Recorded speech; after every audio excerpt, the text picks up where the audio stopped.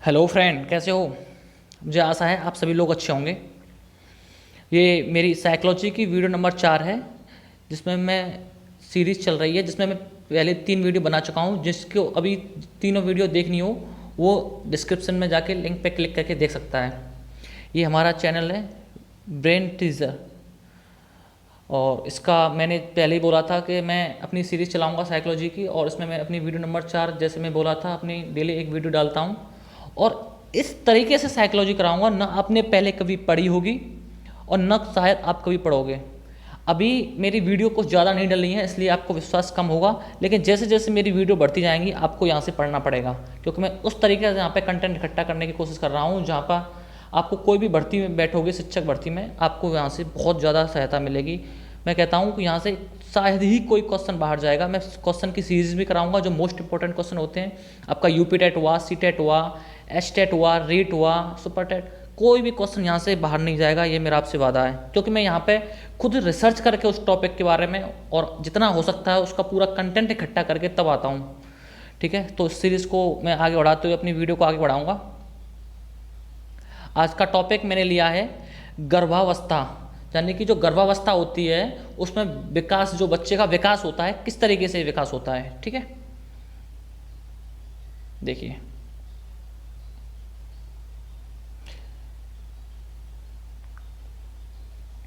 सबसे पहले गर्भावस्था सबसे पहले गर्भावस्था के समय बीज, जिसको क्या है शुक्राणु कहते हैं, वो क्या करता है, अंडाणु में प्रवेश करता है।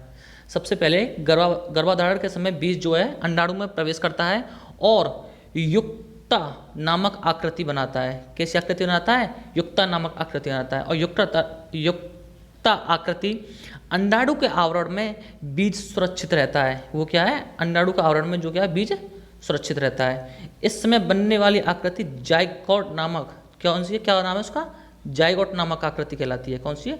जाइगोट नामक, ये रख लेना। ये एक क्वेश्चन आता है कि जो सबसे छोटी जो कोशिका उसमें उस टाइम पे जो बनती है, मैं गर्भावस्था में, कौन सी होती है? वो जाइगोट होती है।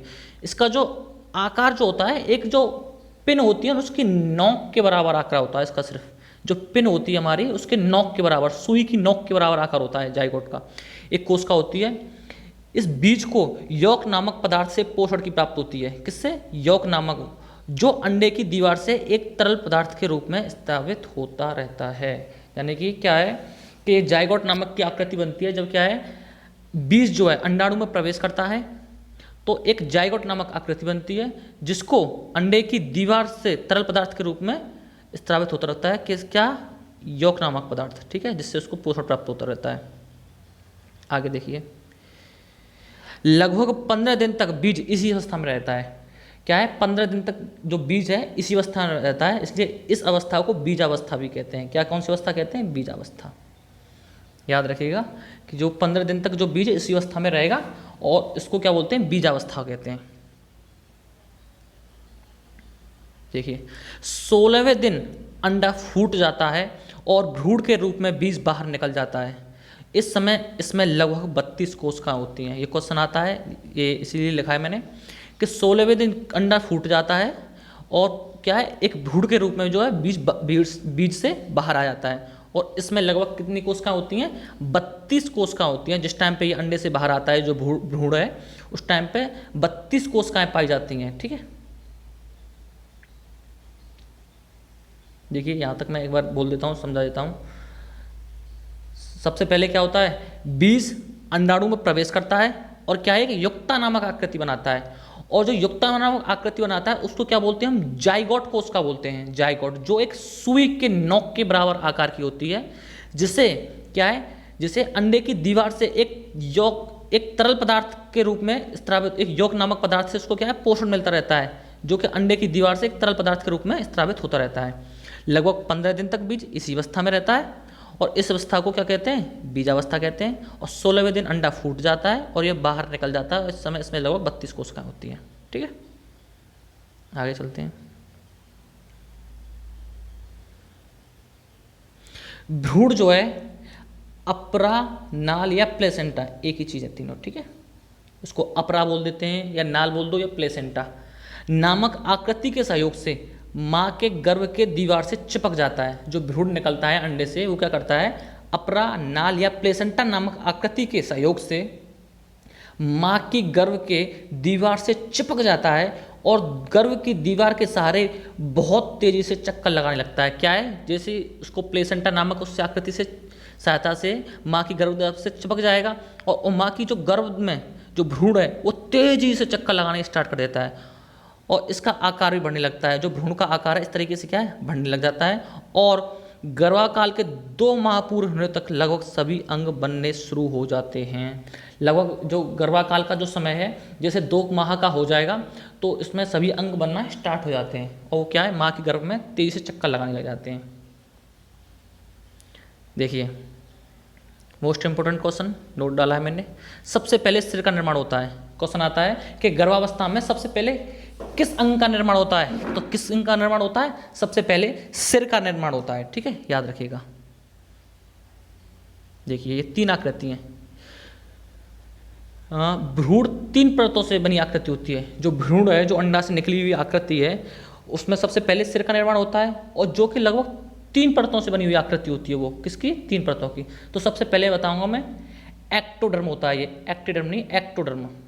क्या होता है ये, एक्टोडर्म, एक्टोडर्म होता है। ठीक है, एक्टोडर्म क्या है, ये सबसे ऊपर की परत होती है।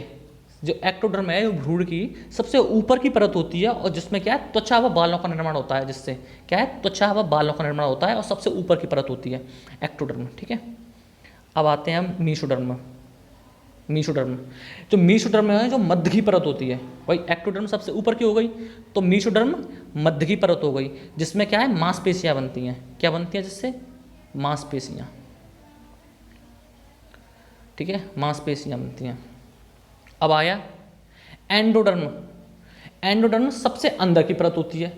ये क्या है, सबसे अंदर की परत होती है और एंडोडर्म में किसका निर्माण होता है, हृदय और मस्तिष्क का निर्माण होता है। एंडोडर्म में किसका निर्माण होता है, हृदय और मस्तिष्क का निर्माण होता है। तो देखिए 3 परत पढ़ाई में एक बार रिवीजन करा देता हूँ।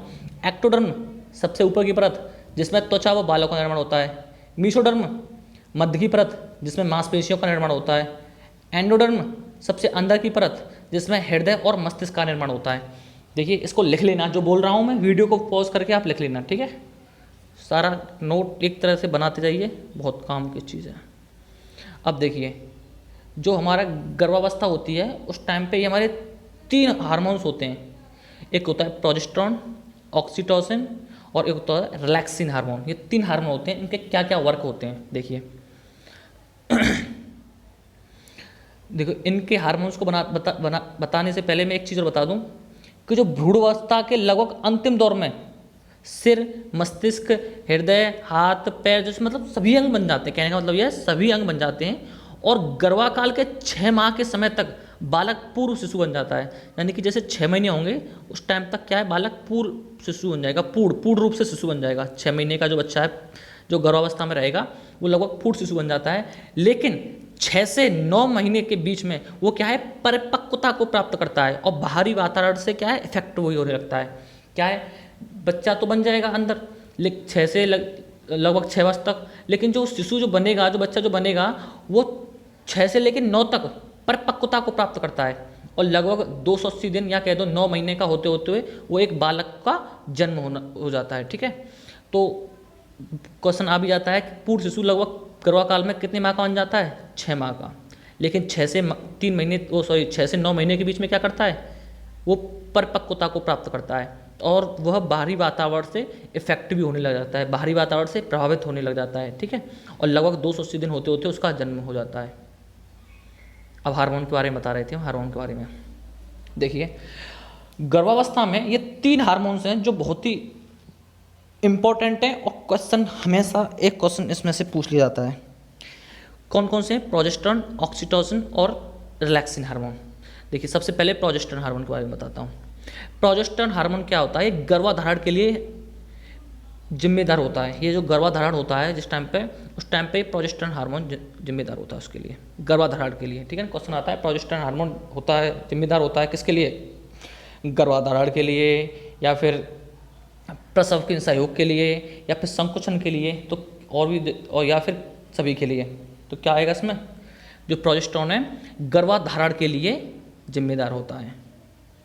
अब पढ़ेंगे ऑक्सीटोसिन।